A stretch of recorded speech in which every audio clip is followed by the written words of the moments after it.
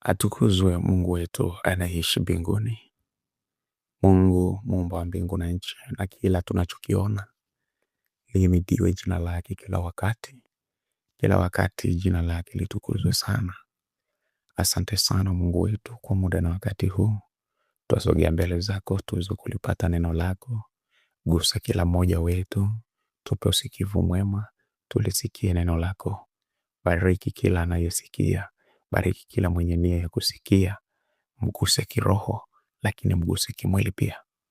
Mguse kimwili ili aweze kulisikia neno lako na kufurahi akiwa na afya njema na maisha yake mazuri.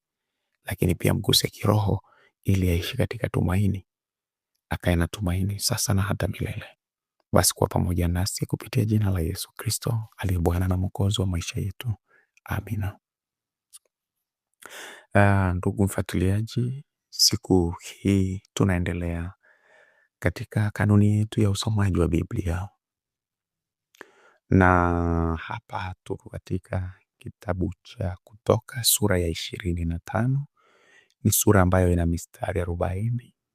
Tutajitahidi kusoma katika utulivu mzuri mpaka pale ambapo tutakapokuwa tumemaliza. Nikukaribishe sana uweze kuungana nami katika muda huu tuweze kulisikia neno la Bwana. Anaanza katika mstari wa kwanza katika kitabu cha Kutoka 25. Anasema, Bwana akanena na Musa akamwambia, waambie wana wa Israeli kwamba wanitwalie sadaka. Kila mtu ambaye ana moyo wake wampa kupenda mtatoa kwake sadaka yangu.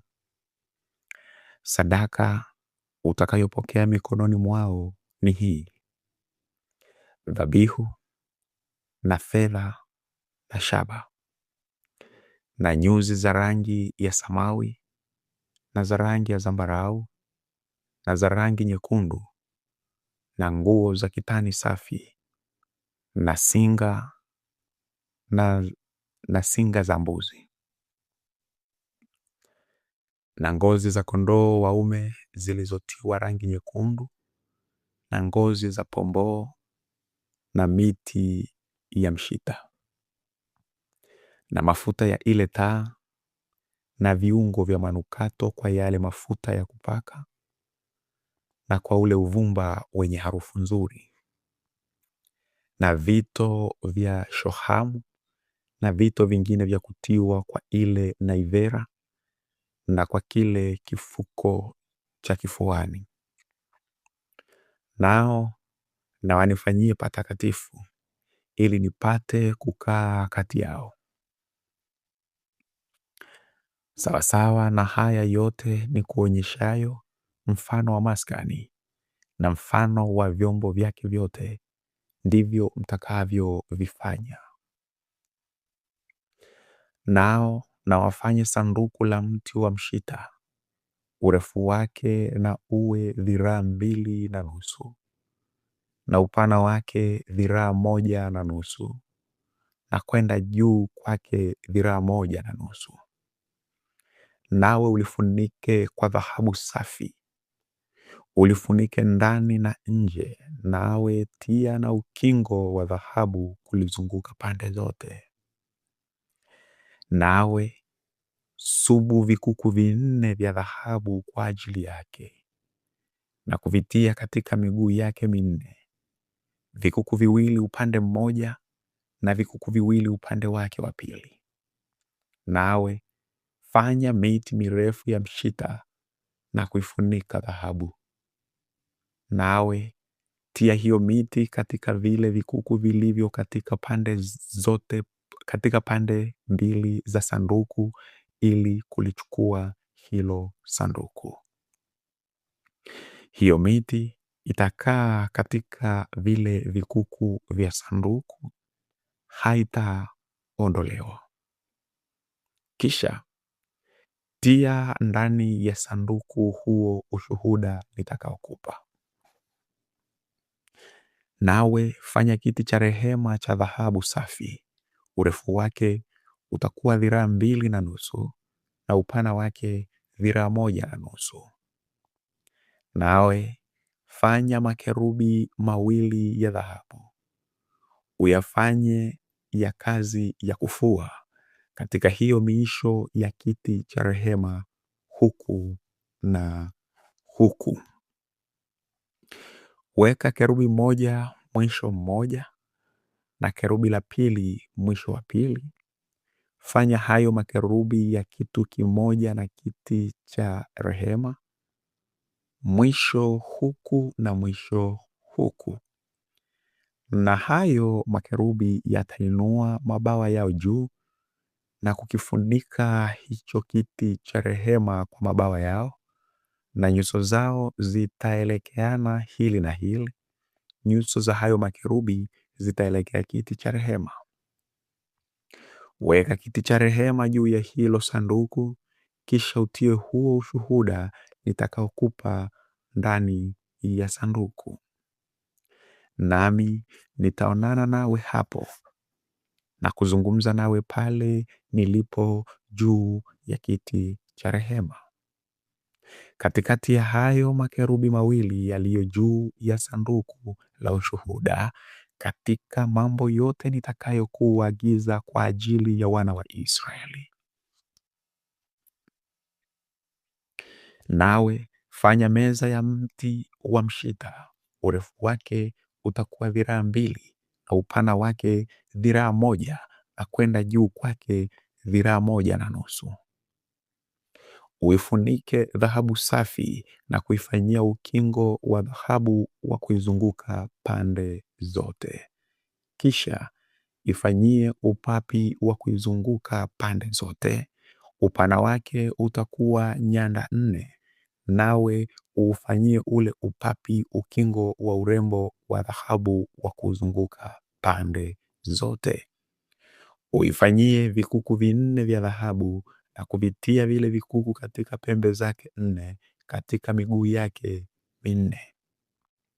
Vile vikuku na viwe karibu na ule upapi, ili viwe mahali pa kutilia ile miti ya kuichukulia meza.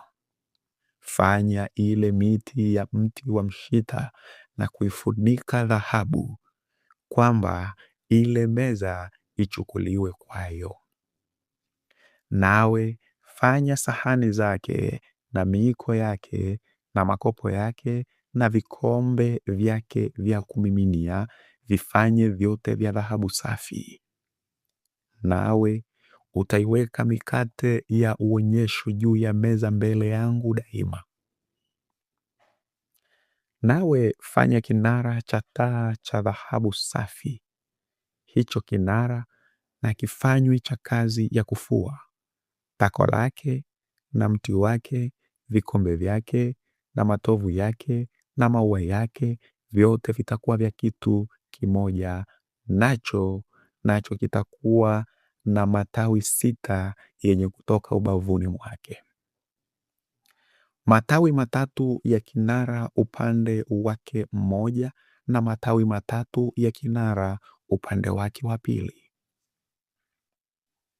Vikombe 3 vilivyofanywa mfano wa maua ya mlozi katika tawi moja, tovu na ua, na vikombe 3 vilivyofanywa mfano wa maua ya mlozi katika tawi la pili, tovu na ua.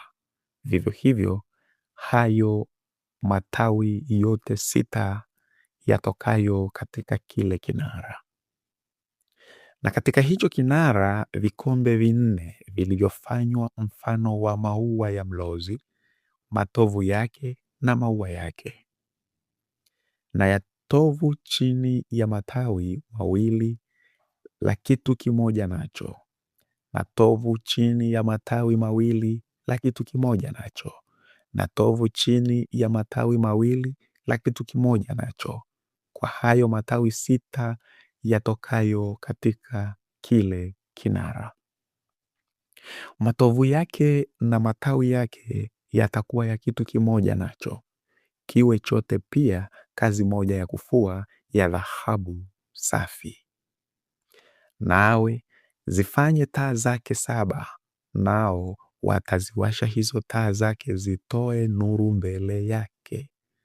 na makoleo yake na visahani vyake vyote vitakuwa vya dhahabu safi. Kitafanywa cha talanta moja ya dhahabu safi pamoja na vyombo hivi vyote. Nawe angalia ya kwamba uvifanye kama mfano wake ulioonyeshwa mlimani. Huo ndio mwisho wa sura hii ya 25 ambayo ilikuwa au ina mistari 40. Maagizo ya Mungu wa Musa kuhusiana na sadaka. Bwana ananena na Musa, anamwambia, waambie wana wa Israeli kwamba wanitwalie sadaka. Kila mtu ambaye moyo wake wampa kupenda, mtatoa kwake sadaka yangu. Msikilizaji, sura hii ya 25 inatuelekeza maana halisi ya sadaka. Sadaka yoyote ile ambayo inapokelewa na Mungu ni sadaka ambayo mtu anasukumwa kutoka katika moyo wake. Sio sadaka ya kuagizwa, sio sadaka ya kuhamasishwa, lakini ni sadaka ya kusukumwa katika moyo wako. Ndio maana Mungu anapomtuma Musa, anapompa maagizo kuhusu sadaka, ananena na Musa, anamwambia, waambie wana wa Israeli kwamba wanitwalie sadaka. Wape tu taarifa. Lakini kila mtu ambaye moyo wake wampa kupenda, sasa mtatoa kwake sadaka yangu. Wewe msikilizaji, ni tayari taarifa ya utoaji wa sadaka unayo. Taarifa unayo tayari. Na taarifa ni hii katika neno la Mungu. Anaposema leteni zaka kamili ghalani. Mmekula dhabihu zangu, mmekula zaka yangu na kadhalika. Taarifa unayo inayosema leta sadaka.